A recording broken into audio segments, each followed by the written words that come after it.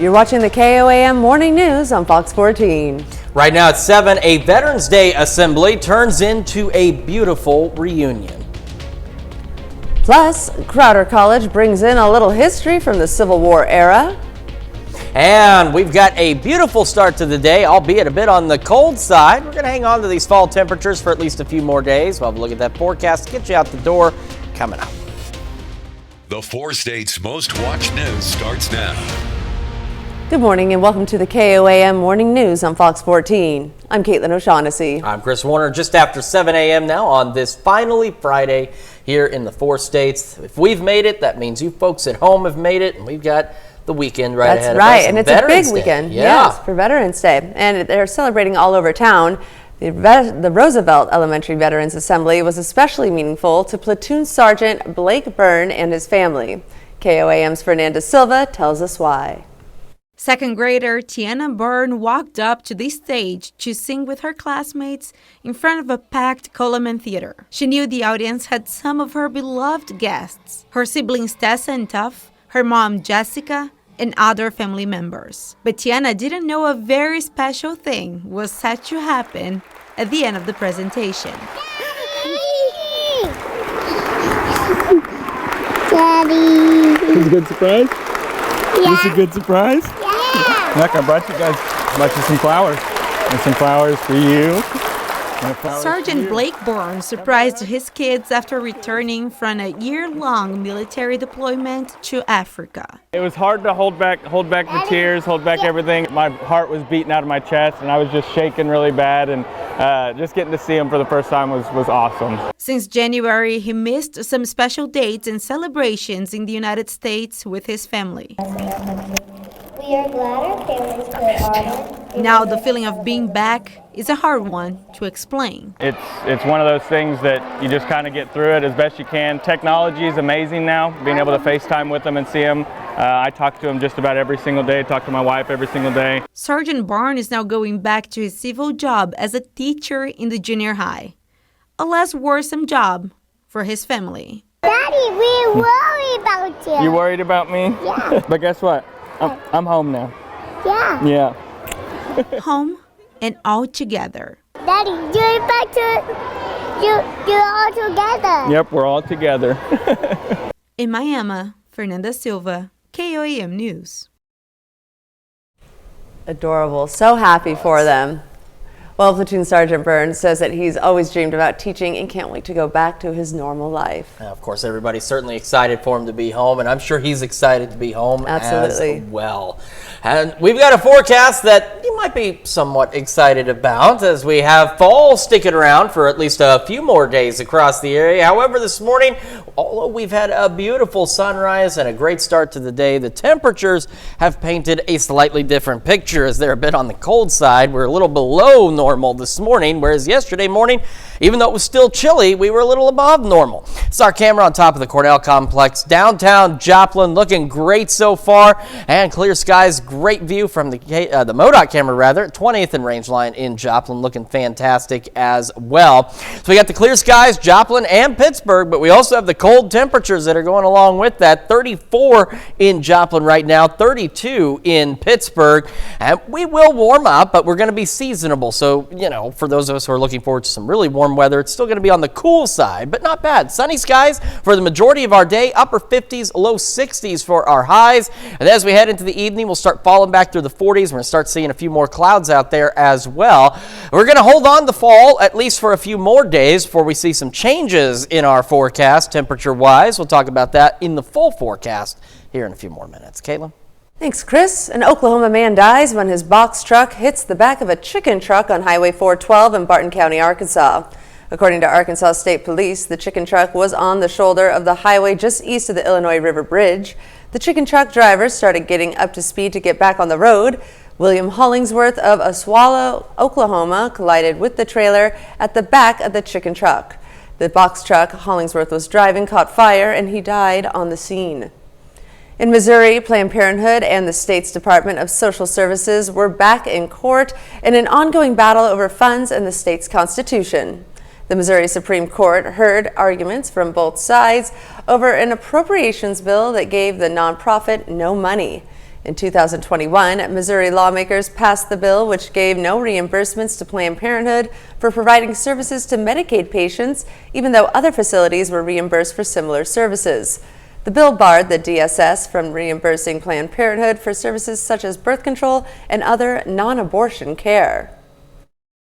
STI testing and treatment, birth control, cancer screenings, those are the types of services that we provide currently in the Medicaid program. We just want to be paid to make sure that we can keep those services available to patients.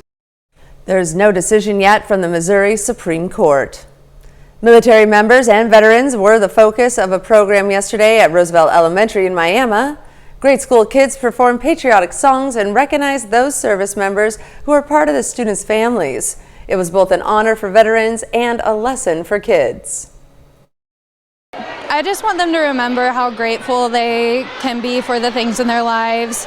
I mean, our country isn't perfect and our lives aren't perfect, but because of where we live, we have a lot of opportunities and just good times and blessings that we have every day that we take for granted. And so I just want them to remember there are people who help us to have those blessings in the life that we have and to celebrate and honor those people. This program is part of a week's worth of Veterans Day activities for the entire school district. Up next, Fostering Connections will be in studio later to talk about their Christmas event for foster kids. And later, CDC is making a push for more Americans to get their COVID boosters and flu shots. More of that story and more. You're watching the KOAM Morning News on Fox 14. Healthcare workers ratify a new deal with Kaiser Permanente, this after a strike over wages and staffing levels. Of the 85,000 members in the coalition of Kaiser Permanente unions, 98.5% directly voted to ratify the deal. The contract will be in effect until September 30th, 2027 at hundreds of Kaiser facilities. They serve nearly 13 million Americans, and union members say understaffing is boosting the hospital system's profits by hurting patients. Both sides say they prioritize patient health care during their talks. And the number of children getting exemptions for school vaccines is at an all-time high. The CDC says a record number of students who began kindergarten last year had an exemption from one key childhood vaccine. That's according to a new report published this week, which examined immunization data from 4 common childhood vaccines: measles, polio, tetanus, and chickenpox. It found that public and private kindergarten vaccination rates were at just 93%, which is lower than pre-pandemic levels. The report also says vaccination exemptions increased to 3% for kindergarten students and says a vast majority weren't for medical reasons. But the report did not determine whether those exemptions are from vaccine hesitancy or opposition, or if parents are skipping those shots because of inconvenience or other barriers. Public health officials are making a big push for Americans to get their COVID boosters and flu shots. It comes ahead of what could be a busy cold and flu season. Fox News correspondent Jonathan Seri has more. The CDC says now is the best window for people to get their flu and COVID shots and build up protection before the holiday season. But as of late October, CDC data show only about 4.5% of Americans received this fall's updated COVID vaccines. CDC Director Mandy Cohen received her shot last month and acknowledged vaccine uptick has been slow. Unfortunately, what we're seeing is COVID affects everyone at all ages. I know folks are sick of it, but we have to stay protected as we go into the fall and winter. We want to have a great Thanksgiving, great Christmas. A study published on Wednesday in the journal JAMA Network Open finds giving COVID and flu vaccines together could improve community uptake. Researchers analyzed data from nearly 3.5 million adults between August 2022 and January of this year and found the shots can be safely given at the same time. But it may be hard to convince some folks. According to a survey from the National Foundation for Infectious Diseases, more than 50% of adults are more likely to get their flu shots this fall compared to 40% who plan to get updated COVID boosters. There's a lot more enthusiasm for the flu vaccine, the influenza vaccine, than there is COVID. Part of it's the seasonality. Part of it is just people being in the habit of getting the influenza vaccine because that's what they've always done. The CDC says it takes about 2 weeks after vaccination for people to build up immunity. In Atlanta, Jonathan Seri, Fox News. As cold and flu season gets underway, the FDA cleared an over-the-counter COVID-19 antigen test for marketing on Thursday. People ages 14 years or older can use the test within 6 days of starting symptoms. And we've got ourselves a cold but otherwise nice start to the day across the area. Beautiful sunrise from downtown Joplin, our camera on the Cornell complex. We're going to hold on to fall-like temperatures at least for a few more days before we start to see some changes in our forecast. We'll talk more about that here in just a couple of minutes. And coming up, Anthony Saviello is going to share with us how a local college is showcasing some of Missouri's Civil War history.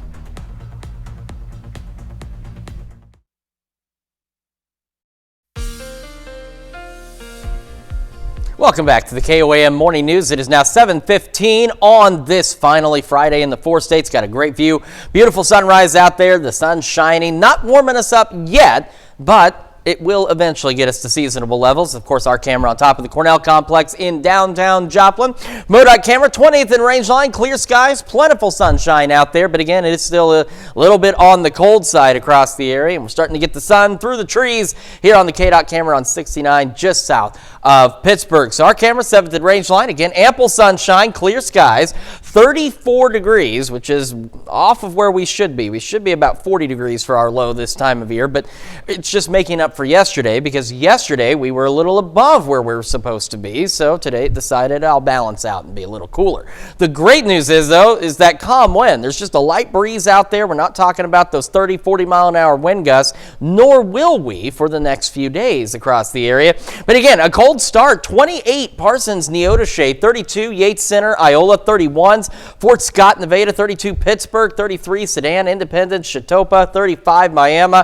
A little warmer down to the south. We got 37 Neosho, Monette, and 38 Cassville and Bentonville. Despite that, we're still 15, 20 degrees colder now than where we were 24 hours ago. And 24 hours ago, we were 20 degrees colder than where we were the day before that. So that cold front really did drop our temperatures across the area, but we're starting to get into more of a fall-like pattern out there for us as well. We've got sunny skies as we go through the morning. Again, a cold start out there, low 50s by late morning. And as we head into the afternoon hours, it is a very fall-like day. Sunny skies, temperatures upper 50s, low 60s. So yes, that's chilly, but that's right about where we're supposed to be for this time of year.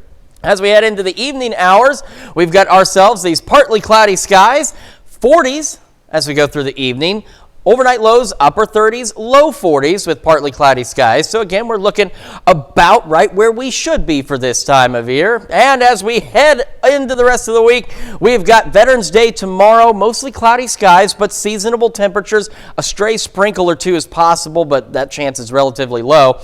Another fall day Sunday, then we go above normal heading into next week. Temperatures into the upper 60s. The wind makes a return on Tuesday, as do the clouds. And we'll see some rain chances by Thursday and Friday of next week, and we cool back down below normal as we go into next Friday into the mid 50s out there.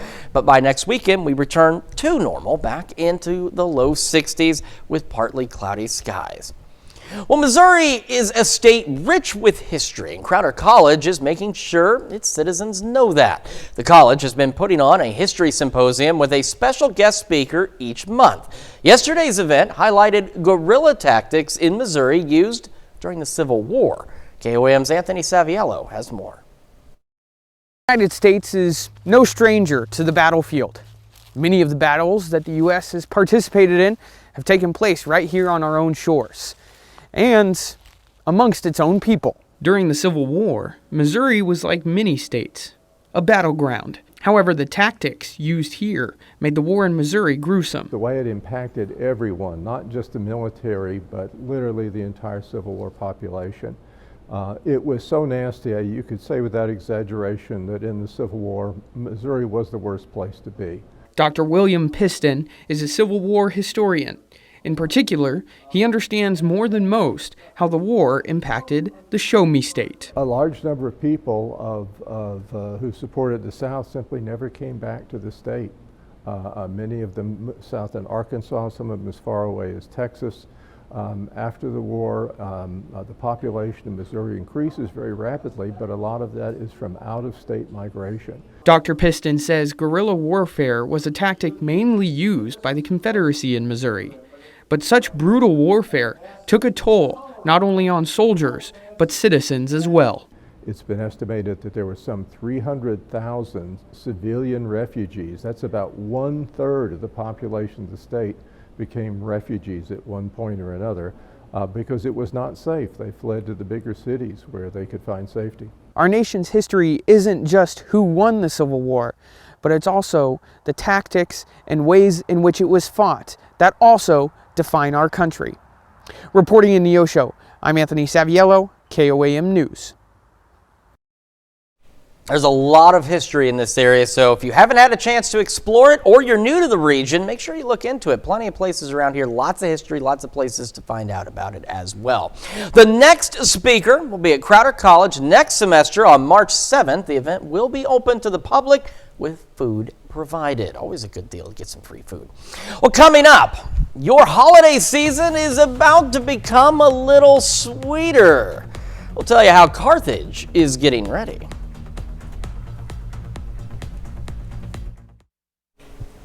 The holidays are a time to help those around us who may be struggling, and Fostering Connections is a local nonprofit whose purpose is to help kids in foster care. We are joined by Lacey Nicholson and Jay Lauderer. Welcome you both. Thank you so much. Hey, thanks for having us. Now, I understand, first off, let's start at the beginning. What is Fostering Connections? Fostering Connections is a local nonprofit organization that's faith-based. We help support children in foster care and foster and adoptive families. We provide wraparound support that sometimes the agencies, because of financial constraints or time constraints, are unable to. So many of our initiatives are geared at providing wraparound support for children in foster care in Southeast Kansas. I love that. And you have a pretty big event coming up. Can you tell us more about that? We do. We have an event coming up. It's our Christmas event, our holiday event for kids. And in care, we serve kids from birth all the way to 18. And so they get to come to this Christmas event and they get to make and take approximately 7 to 8 crafts to give to their own family members. So they're able to walk away and have gifts for family members. And then they also receive a gift from Fostering Connections for the holidays as well. And so this helps foster families out because it gives foster families a 2-hour break to where they're able to say see you later and have a nice morning, and then the kids are also entertained in a fun environment where they're able to receive a fun Christmas experience. I love that. And how can the community help and get involved in this great event? You want to talk? Sure. Well, what we're asking is for community members to consider donating Christmas gifts themselves, and they can seek that out by contacting us at fosteringconnectionsks.org. We have some organizations that will also be setting up tables, local churches and that sort of thing, that will be contributing their time for a, what do we call it, make and take? Yeah, make and take crafts. We have different church partners that are bringing in small groups for their congregation, and so they're able to set up a table and coordinate the crafts for the kids. I love this, and it sounds like such a great cause. Can you tell us again, where can people go to get more information or to sign up to be volunteers? Sure. They can email us at fosteringconnectionsks@gmail.com, or they can visit our website at fosteringconnectionsks.org. Wonderful. Well, thank you both so much. Look forward to seeing that event happening here shortly. Thank you. All right, well, stay around. We got more news coming up after this.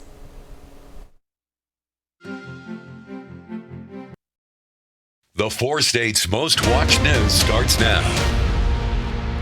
Welcome back to the KOAM Morning News on Fox 14. The time now is 7:28 a.m. I'm Caitlin O'Shaughnessy. Students in Miami, Oklahoma yesterday honored the men and women who put their lives on the line for our country. Roosevelt Elementary students took part in a program honoring veterans at the Coleman Theater. First, second, and third graders performed patriotic songs and recognized active duty service members and veteran family members. That's something the school's music teacher takes very personally. I've got a lot of military members in my family, so it's something that I really take pride in. I spend a lot of time doing it as we get ready for the program. I ask everybody, send in your veterans. Doesn't have to be a military photo, just whatever photo you have. We want to honor them. And so I take the time to put it together, and I love it, and I think a lot of people think it's a great part of the day too. This program is part of a week's worth of Veterans Day activities for the entire school district. Crawford County Mental Health is also getting into the Veterans Day celebrations. The organization hosted a lunch for veterans. It was more than a chance to get the veterans to have a hot meal, and the veterans also learned about mental health benefits and are part of the organization's service members, veterans, and family members program. A lot of people get out and they feel isolated and alone, and this starts to reconnect and show people that there's other people who are not connecting with others. It gives you the opportunity to start to build some of those relationships. Yeah, and it gets the community involved and maybe lets the community see a little bit of what we're doing. The lunch was hosted at the Memorial Auditorium in Pittsburgh. The Community Clinic of Southwest Missouri celebrated 30 years of providing care for the uninsured in Southwest Missouri with an open house and ribbon cutting yesterday. The Community Clinic serves uninsured populations who are typically the working poor. Workers at the clinic say it's a labor of love. We've been able to provide free services for people in the community for 30 years here. We're volunteer driven, and we really try to serve the needs of those who don't have access to health insurance. It's the community support. That's the thing that has really made this clinic what it is today. The clinic receives no direct government funding to provide services and relies solely on donations, private foundations, and volunteers to serve the community. MSSU's Plaster School of Business hosted a business competition for area high school students yesterday. The Business Gateway event welcomed 600 students from 20 schools for a variety of competitive events, presentations, and workshops, including Build a Bridge and Build a Tower workshops. Organizers feel the event would give students a leg up in the world of business as well as future competitions. They are taking some multiple choice tests over various business related subjects. They are also giving presentations over case studies. They're pitching new businesses. They're creating financial plans. And all these are being judged by external business partners as well as our wonderful faculty members here. This is the second year for the Business Gateway event at MSSU. Griggs Park in Carthage has a new basketball court, and what better way to break it in than a friendly exhibition game. But it wasn't the local high school players out there, it was their coaches going against the Carthage Police Department. The city's Parks and Rec Department hosted the game as a way to get the public excited about the new addition. We found out that Misha said that we couldn't play, and that's fine. Our coaches love to play. So we're actually going to be switching sides. We're going to be coaching them up, telling them how to play, and I think it should be a lot of fun. We ended up playing the coaches, so our guys were excited to get out and play some ball. It's been a hot minute since they've been playing some basketball, so I have a feeling we're going to get schooled by these guys, but we're going to give it a go. Got some competitive guys ready to go. The coaches won the game by a score of 21-7. There are also treats and giveaways. Window decorating preparations are well underway in the city of Carthage. Vision Carthage, whose mission is to make their community better through the revitalization and beautification of Carthage, began its Christmas window paintings this week. The window paintings are part of the community's prep for the holiday season. The paintings allow the organization to support local artists by permitting them to paint on the windows of the storefronts. The theme for this year's window decorating, as well as the Christmas parade, is Candyland.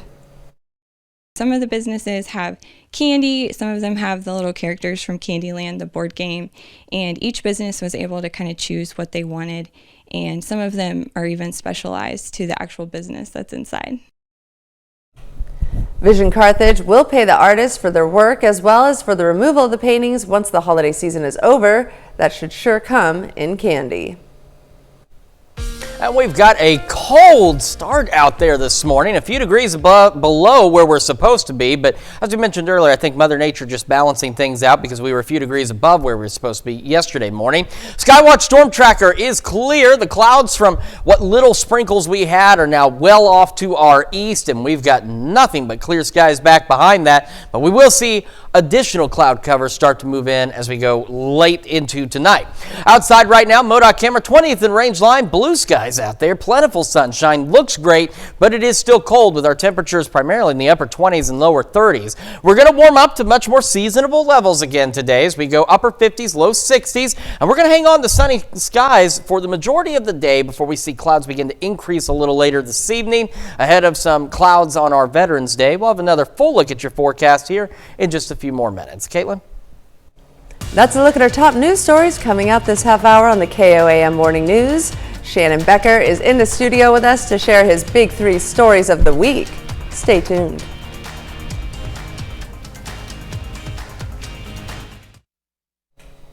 Many veterans say serving is a life-changing experience. KOAM's Amber Jenkins asked a couple of veterans what would they say to their younger selves right before enlisting. Well, we'll put it this way, I wouldn't take $1 million for the time I spent in there. I wouldn't re-enlist for $1 million.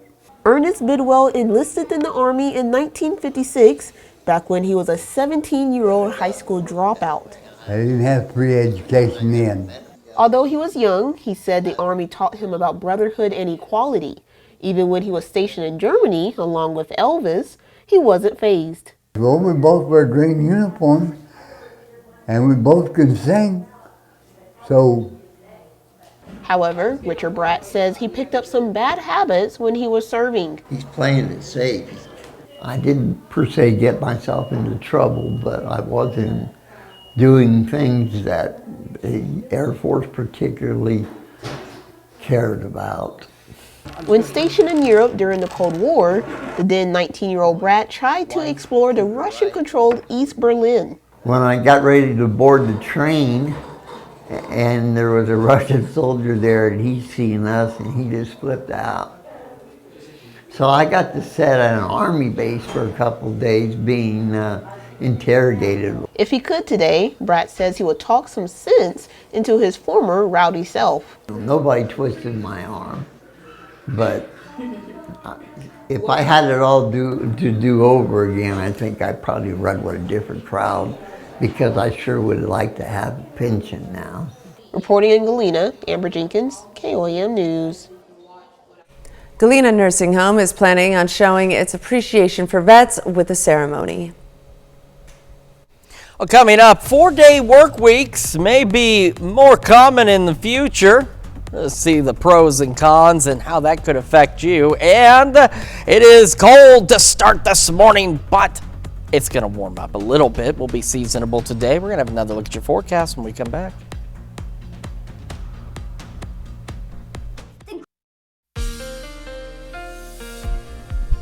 Welcome back to the KOAM Morning News, 7:41 on this finally Friday, getting that much closer to the weekend and to Veterans Day, which of course is tomorrow. Taking a look at our camera on the Cornell Complex downtown Joplin, nothing but blue skies. I mean, look out there. You can't see a cloud at all in the sky.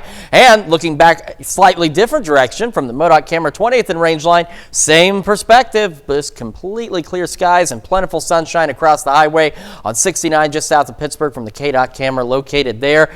Our camera at 7th and range line, I need to adjust the brightness a bit as the sun's starting to shine a little more. Despite the sunshine, though, we are still below average right now, cold, 34, but we don't have the 20-mile-an-hour wind gusts this morning, which is fantastic, because otherwise it'd feel even colder than what it already does out there.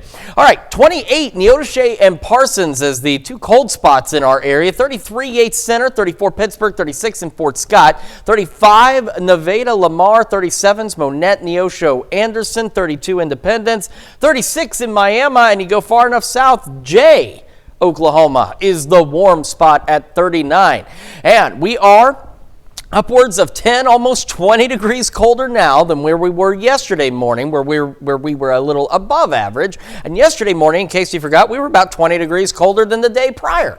So we've dropped 40 degrees in our morning temperatures in 2 days. So we're talking a potent cold front that came through a couple of days ago, and it brought us fall-like weather, though. Sunny skies. We're talking low 50s by late morning. Highs today, upper 50s, low 60s. Clear skies, northeast breeze at about 5 to 10 miles an hour. A few more clouds through the evening, partly cloudy, falling through the 40s, and eventually upper 30s, low 40s for our lows, so about where they're supposed to be. A few more clouds Saturday, mostly cloudy, maybe a sprinkle or two, but the 99% of us should remain dry for our Veterans Day. 60, still fall like Sunday, low 60s, warmer Monday, upper 60s, winds return Tuesday, more clouds Wednesday, and we could see some showers by next Thursday. That's a quick check of your forecast. Now here's Caitlin with Consumer Watch.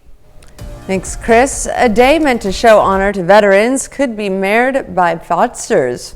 As Veterans Day approaches, the Federal Trade Commission is warning about charity scammers targeting unsuspecting consumers who want to help veterans.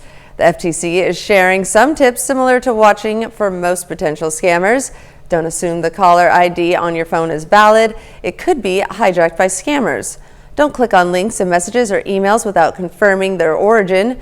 Avoid unusual ways to donate like gift cards or wire transfers, and check legitimacy by typing the organization name and fraud together in a search.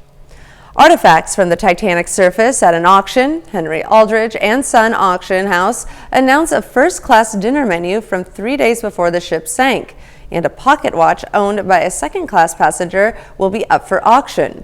The auction house says the first-class dinner menu is the only surviving one from April 11, 1912, while the watch features numbers written in Hebrew figures and froze the morning of April 15, 1912. The menu is expected to sell for about $70,000, while the watch could go for nearly $80,000. The auction will begin Saturday. A trial run is one state with donuts in a fast food giant may move on to other states. Fans of Krispy Kreme donuts may soon find them in McDonald's locations around the country. The Sweet Treat chain is in the negotiations with McDonald's to expand their partnership beyond the 160 restaurants trial run in Kentucky. McDonald's has been pushing more towards coffee, and Krispy Kreme donuts would be a natural combination to benefit both companies. McDonald's has been scaling back on bakery items like cinnamon rolls and blueberry muffins. Many companies across the country have experimented with a 4-day work week for their employees. Now, a new survey is providing more insight into the types of schedules people prefer. For experts say, a 4-day work week may not be the best option for everyone. Ivan Rodriguez has the latest.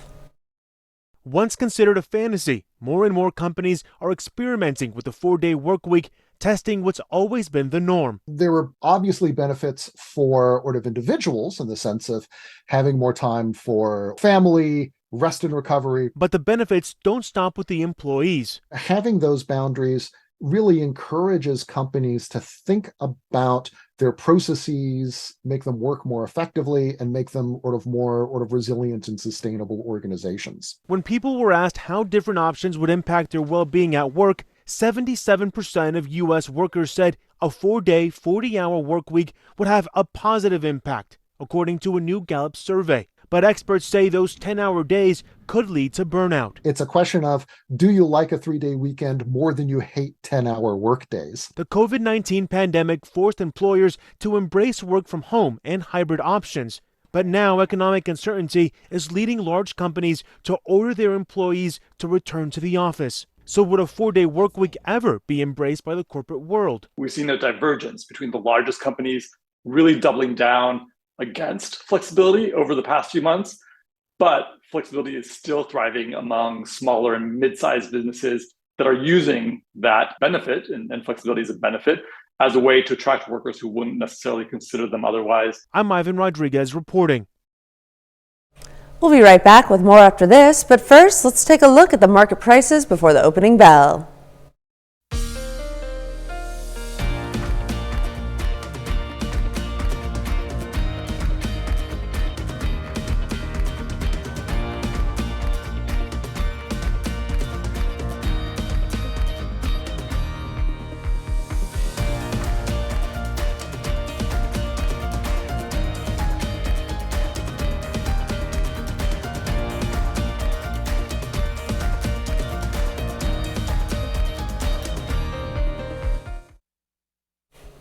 Welcome back. We've got Shannon Becker in studio with his big 3 news stories of the week. Good morning, Shannon. Hello, live and local. Number 3 this week.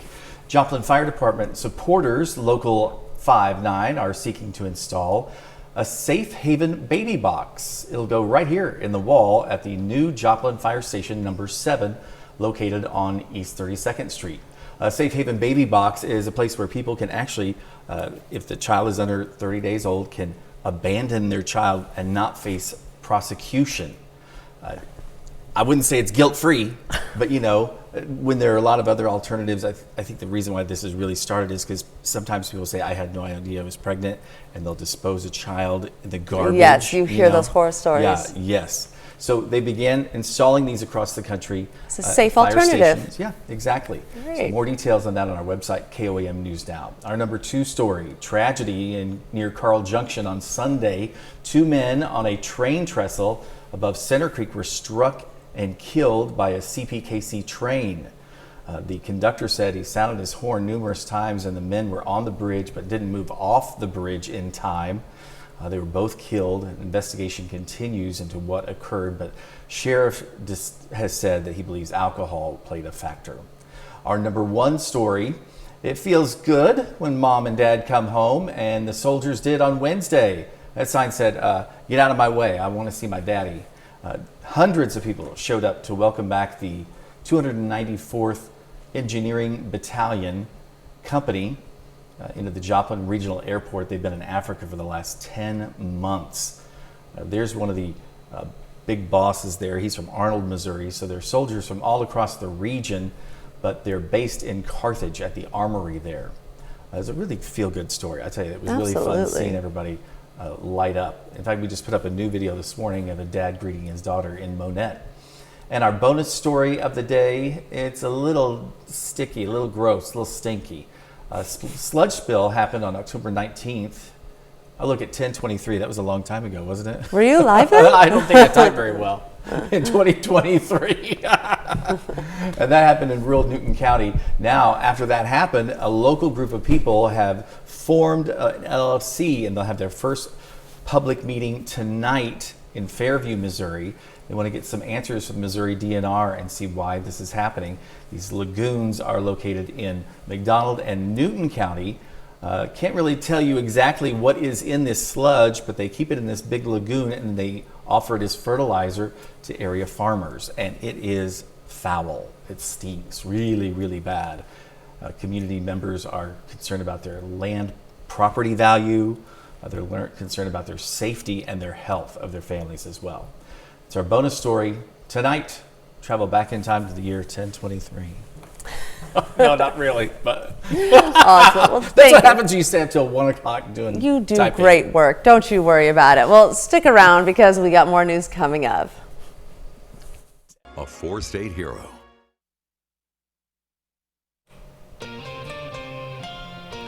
Here's a check of today's top headlines, the news you need to know before you head out the door. Military members and veterans were the focus of a program yesterday at Roosevelt Elementary in Miami. Grade school kids performed patriotic songs and recognized those service members who are part of students' families. It was both an honor for veterans and a lesson for kids. This program is part of a week's worth of Veterans Day activities for the entire school district. The Community Clinic of Southwest Missouri celebrates 30 years of providing care for the uninsured in Southwest Missouri with an open house and ribbon cutting yesterday. The Community Clinic serves uninsured populations who are typically the working poor. The workers at the clinic say it's a labor of love. The clinic receives no direct government funding to provide services and relies solely on donations, private foundations, and volunteers to serve the community. Crawford County Mental Health celebrated area veterans yesterday with a special event. Organizers provided a catered lunch and information about their SMVF program or Service Members, Veterans, and Family. One goal was to encourage the community to get to know their veterans. This program is part of a week's worth of Veterans Day activities for the entire school district. All right, temperatures around average for us today. Sunny skies, northeast breeze about 5 to 10, highs upper 50s, low 60s. We're going to start to see some partly cloudy skies, falling through the 40s in the evening, partly cloudy overnight, upper 30s, low 40s. So again, where we should be. Clouds will increase early tomorrow morning. We're looking at mostly cloudy Saturday for Veterans Day. Temperatures not bad, 60. Could see a stray sprinkle or two. I think most of us are dry. Another fall-like day Sunday, warming up as we head into next week into the upper 60s. The winds will return on Tuesday, cloudy Tuesday and Wednesday. Could see some showers Thursday and Friday. Friday we drop below average again into the low to mid 50s before we return to another fall-like set of temperatures for Saturday and Sunday. And Wendy's is looking to give you a gift this holiday season. Beginning Wednesday, the fast food giant is offering customers 6-piece chicken nuggets for free. Now, all you have to do every Wednesday is place an order on the Wendy's app or online, and you'll receive a free 6-piece of juicy chicken nuggets. Customers can also get the deal at Wendy's restaurants. They just need to scan the digital rewards offer. The deal, called Wendy's Wednesday, runs through the end of the year. All right, who doesn't like some free chicken nuggets? Very cool, right? I like free food. Everybody likes free food. So make sure you get some free food next Wednesday. And make sure you join us next Wednesday and Monday and Tuesday and Thursday and Friday because we'll be here. But that is our time for today. We will be back today at noon with more news and weather. Have a great weekend, 4 States.